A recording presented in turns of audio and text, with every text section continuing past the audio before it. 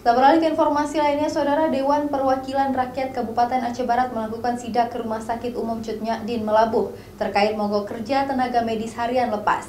Sidak Dewan untuk mengetahui sumber persoalan tenaga medis mogok.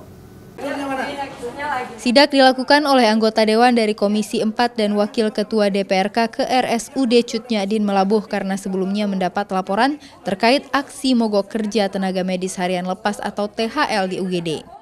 Saat anggota DPRK Kabupaten Aceh Barat tiba di ruang UGD melakukan sidak, mereka awalnya sempat diusir oleh pihak manajemen rumah sakit setempat karena alasan Dewan tidak memiliki izin melakukan sidak sehingga sesaat sempat terjadi adu mulut dengan wakil direktur rumah sakit.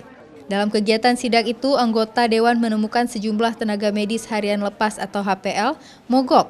Berdasarkan dari hasil temuan di absensi yang diperiksa, akibat mereka belum dibayar gaji selama 2 bulan kerja. Ya, kita sempat diusir tadi, mungkin beliau udah minta maaf tadi, Dr. Putrinya udah minta maaf karena nggak tahu di DPR.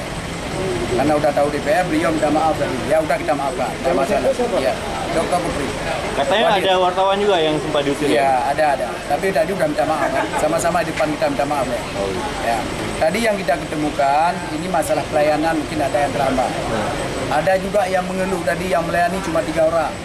Wakil Ketua DPRK Aceh Barat Ramli SE menyebutkan saat melakukan sidak sempat diusir dan adu mulut dengan pihak RSUD Cut Nyak Dien, namun insiden itu tak dipersoalkan Ramli, bahkan mereka sudah meminta maaf.